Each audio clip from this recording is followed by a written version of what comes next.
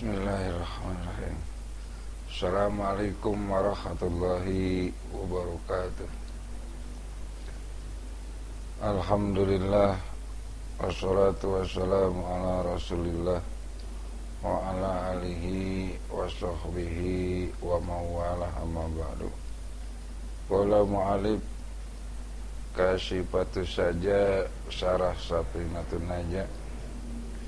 Nafa'ana Allahu bi'ulumihi wa karamatihi, amin ya Allah ya rabbal alamin. Wa asadu lan ngayakinaken isun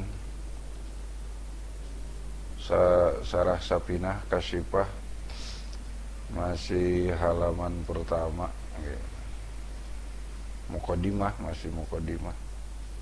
Wa asadu lan ngayakinaken isun anna sayyidana ing satuhune baginda kita Muhammadan, yaiku Nabi Muhammad, iku abduhu hambane Allah, wa rasuluhu lan rasule Allah.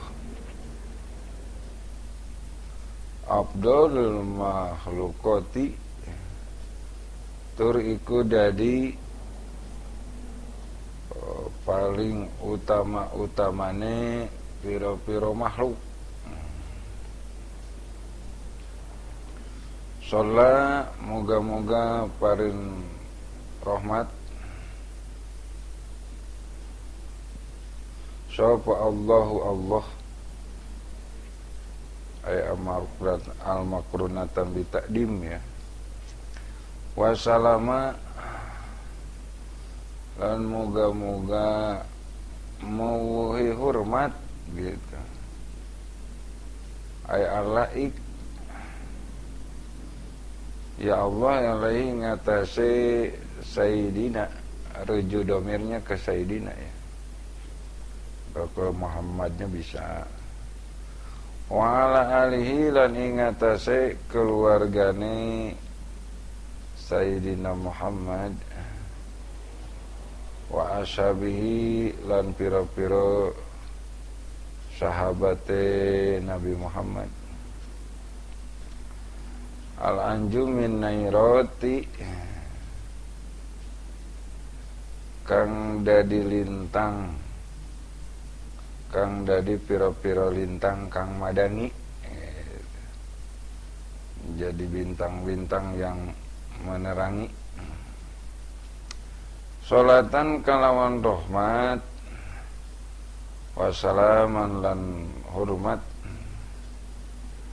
atau keselamatan misalnya. Daimaini kang langgeng karone ya salatan wassalaman madamatil ardu ing dalam selagine langgeng apa al ardu bumi, wasamawatu lan pira-pira langit, amma ba'du ila akhirih. Wa asyhadu dan aku meyakinkan, karena berdasarkan fakta ini, anna sayyidana bahwasanya baginda kita, baginda penghulu, pemimpin kita semua, yaitu baginda Nabi Muhammad sallallahu alaihi wasallam, abduhu wa rasuluh, adalah hamba Allah dan Rasul Allah, utusan Allah. Jadi Nabi Muhammad adalah Nabi yang diutus, hamba Allah yang diutus untuk menyempurnakan akhlak manusia. Karena kalau enggak ada panduan, kalau enggak ada bimbingan, semua manusia seperti hewan. Kalau enggak ada bimbingan akhlak Nabi, semua manusia kalau bahaim seperti hewan. Sekarang aja orang yang nggak tersentuh, nggak peduli, nggak menerima atau nggak mau mempelajari akhlak-akhlak baginda Nabi, nggak akhlak Islam, hidupnya seperti hewan. Kepentingannya hanya perut dan perut, makan dan makan. Sementara ibadah yang diperintahkan oleh agama, oleh Allah dan baginda Nabi tidak begitu dipedulikan. Lihat aja faktanya. Semua orang lebih banyak mencari kehidupan bahagia dunia tanpa mementingkan kehidupan bahagia akhirat. Di kampung, di kota ya sama aja. Nabi Muhammad ini diutus, ini sebuah nikmat besar. Kita bisa mempelajari akhlak-akhlak manusia, akhlak-akhlak makhluk yang mulia, sehingga semua kita bisa menjadi orang baik, orang mulia, karena ada bimbingan akhlak. Siapa baginda Nabi itu? Afdal makhlukot, adalah makhluk yang paling utama, makhluk yang paling mulia. Tidak ada makhluk yang paling mulia melainkan Nabi Muhammad. Kenapa sampai makhluk mulia? Karena beliau adalah asrul ijad. Sebagaimana hadis qudsi yang bunyinya laulaka lama khalaqtul aflaq. Seandainya tidak aku ciptakan kau wahai Muhammad, seandainya aku tidak menciptakan kau wahai Muhammad, lama khalaqtul aflaq, maka semua bumi beserta isinya, langit beserta alam jagat raya tidak Allah ciptakan, tidak akan aku ciptakan. Karena buat apa? Enggak berguna, enggak berakhlak. Tetapi kalau Nabi diciptakan karena bisa membimbing semua, enggak berakhlak, maka Allah ciptakan juga benda-benda lain, termasuk kita. Allah ciptakan karena Allah menciptakan Nabi Muhammad terlebih dulu, supaya hidup terarah, hidup benar, hidup baik. Semoga saja kita semua jadi orang yang baik, soleh-solehah. Al-Qaim bihukukillah wa hukuki adami, bisa menegakkan hak Allah dan menegakkan hak-hak kepada sesama. Abdulul makhlukot, makhluk yang paling mulia, karena aslul ijad. Aslul ijad itu sumbernya pengwujudan semua yang terwujud. Jadi kalau nggak ada baginda Nabi Muhammad, langit nggak Allah ciptakan, bumi nggak Allah ciptakan, Anda semua nggak Allah ciptakan. Gitu. Jadi aslul ijad, makanya paling mulia, termasuk juga di antara malaikat, makhluk-makhluk Allah. Tidak ada yang mulia kecuali Nabi Muhammad, Abdulul makhluk, paling utama makhluk. Ini sudah nggak bisa ditawar lagi dan tidak bisa berubah sampai kapanpun.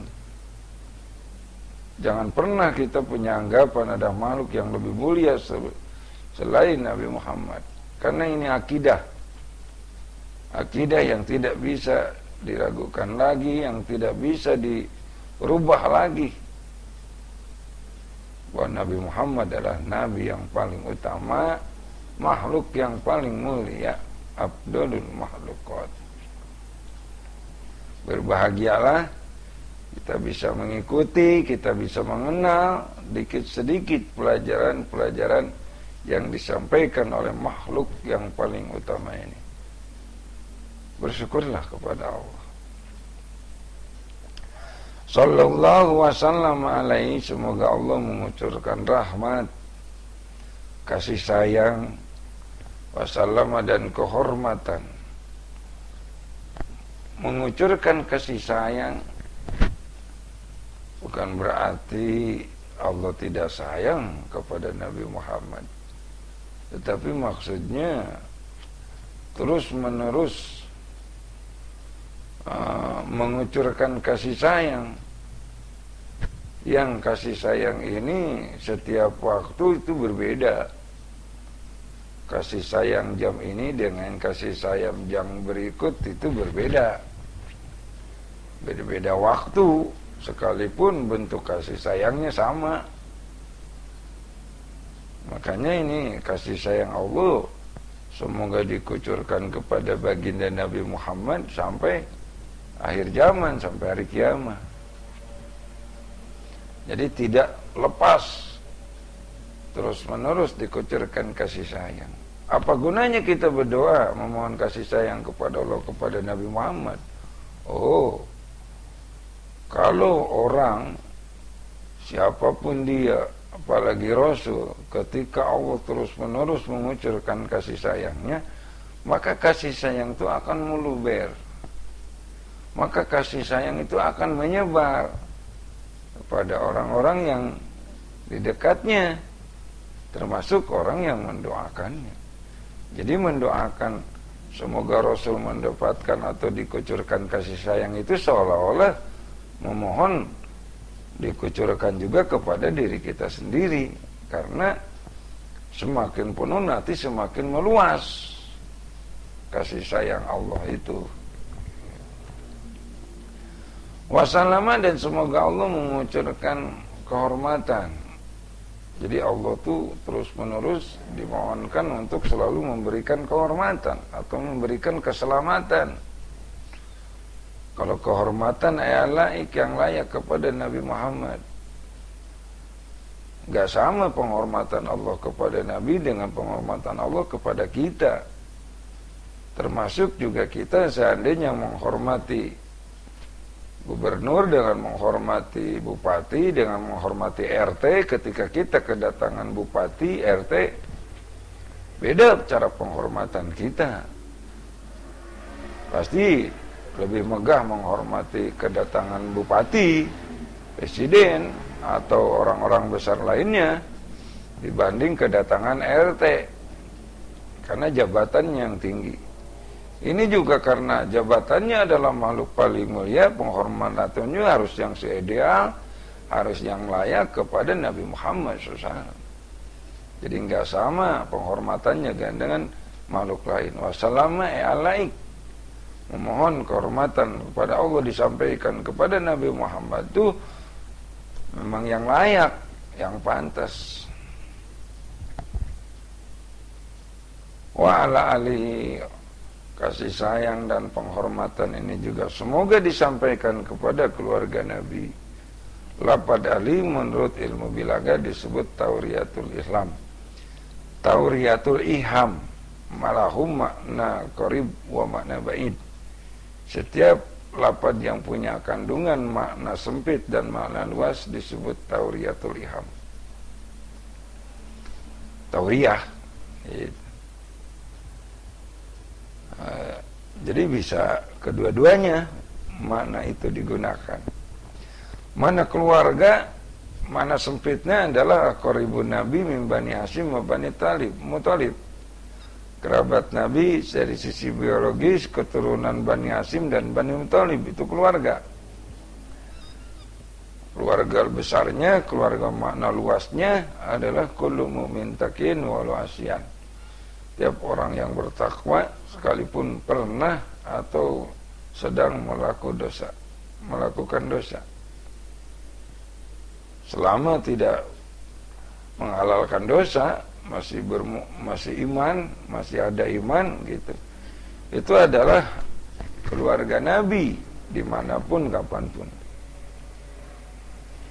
Dan di makom doa seperti ini sallallahu wasallam memohon kehormatan dan memohon kasih sayang, rahmat dan kehormatan. Ini adalah maksudnya keluarga Nabi dengan makna luas di makom doa. Jadi kullu mu'min taqin walau asyan itu adalah makom doa. Tapi kalau yang namanya keluarga, mana sempit adalah biasanya seperti dicontoh zakat. Tidak sah atau tidak berhak menerima zakat keluarga Nabi, maksudnya keturunan Hasyim, keturunan Muthalib. Ya, sekalipun dalam kira ada yang menyatakan boleh. Secara umum tidak boleh menerima zakat keluarga Nabi adalah Banu Hasyim dan Banu Muthalib. Tapi kalau konteks berdoa memohon kasih sayang dan penghormatan adalah semua keluarga besar. Kullu mu'min taqin wal asiyan. Setiap orang yang beriman bertakwa sekalipun berdosa, sekalipun berbuat dosa, selama berdosanya tidak menimbulkan kekufuran alias tidak menghalalkan.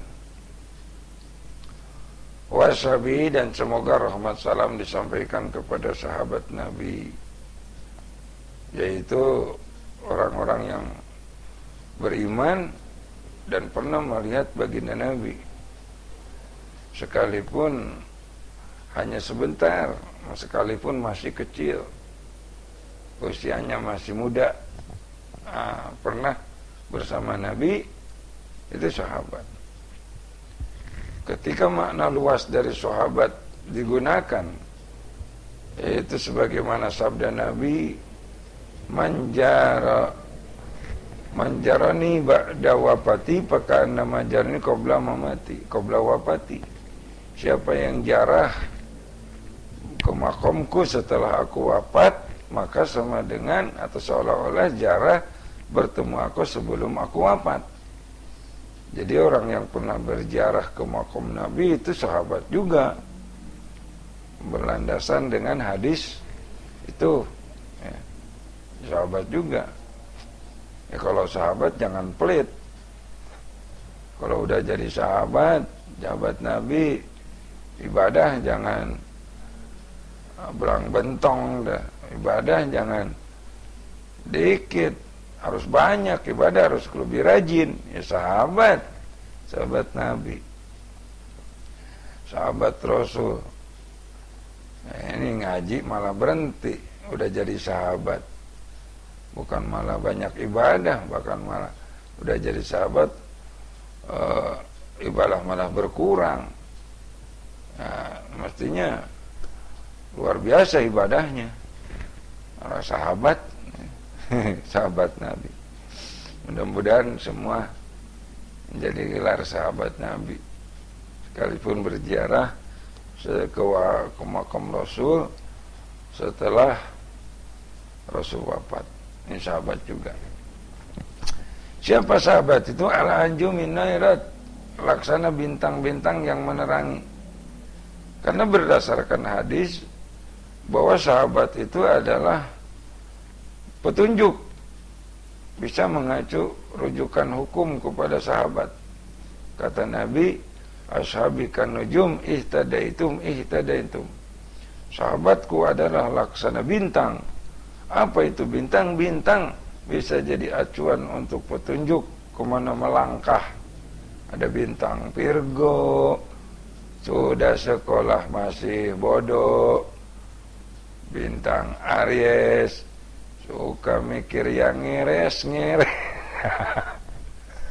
Jadi bintang-bintang itu bisa memberikan petunjuk jalan kah, petunjuk ilmu falak dah, ada manjilah qamar dan lain sebagainya. Itu petunjuk. Nah, sahabat juga petunjuk. Ketika ada statement agama disampaikan sahabat, itu adalah hukum. Seperti Sayyidina Utsman yang memproklamirkan, yang menjadi besutan orang pertama bikin tarawih 20. Itu hukum. Makanya di setiap madhab gak ada yang tarawih 8, semua madhab 20. Karena Sayyidina Utsman sebagai sahabat Rasul itu beliau bukan merevisi, jadi menghimpun semua pendapat-pendapat dari awal, fakta dan sejarah tarawihnya itu sendiri jumlahnya 20. Gitu, sekalipun Rasul melaksanakannya enggak sekaligus 20 karena kondisi saat itu belum memungkinkan. Tapi di zaman Sayyidina Utsman mereka 20 di masjid dilakukannya. Enggak ada tarawih 8. Tarawih 8 mah enggak pakai ilmu. Semua madhab juga 20. Bukan 8. Ini yang dimaksud petunjuk. Jadi petunjuk agama jangan Quran hadis saja. Quran hadis ijma. Qiyas ijma ini mengacu kepada statement sahabat itu tadi. Kenapa? Karena hadis ini akan dilengkapi dengan pernyataan para sahabat. Karena yang tahu hadis, kronologinya terungkap hadis adalah yang tahu sahabat. Maka apa yang jadi landasan atau pengantar sahabat itu menjadi hukum itu sendiri. Itu ya. Jadi kenapa? Karena Rasul sudah memberikan batasan bahwa sahabat-sahabatku adalah petunjuk. Ashabi kan nujum ihtadaitum. Nah, gitu.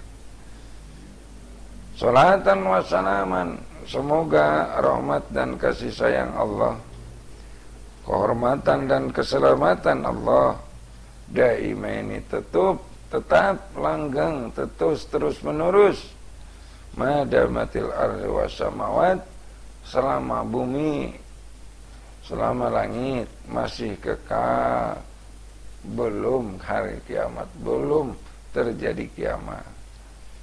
Itu ya, mukadimah kasifat itu saja bagian kedua. Kemarin bagian pertama, ini bagian kedua. Insyaallah direkam kasifat itu saja ini setiap kali rekaman 30 menit. Nah, kurang lebih dah gitu. Mudah-mudahan ada manfaatnya. Ada yang mau bertanya silahkan kirim di WA, ikut menyimak rekaman-rekaman kami, baca kitab Kasifatu saja, pengajian online kitab Kasifatu saja, Sarah Sapitanatun aja. Mudah-mudahan ada manfaatnya. Nanti fikihnya apanya sampaikan juga gitu perlahan. Cuman ini masih tahap-tahap bagaimana bagusnya waktunya, karena ini kami di sini masih kendala dalam mengupload. Mestinya pakai wifi gitu, wifi ini belum punya wifi gitu, karena untuk uploadnya lama ini. Kalau wifi mungkin, kalau kita ada rezeki boleh patungan, kita patungan. Ini ada ininya untuk beli wifi atau peralatan untuk ngerekam biar lebih bagus gitu. Boleh nanti hubungi saya aja di WA 0896 0997 0258. Ya. Inilah saja dulu pertemuan atau pembacaan kitab Kasifatu saja bagian kedua Syarah Safinul Jaya.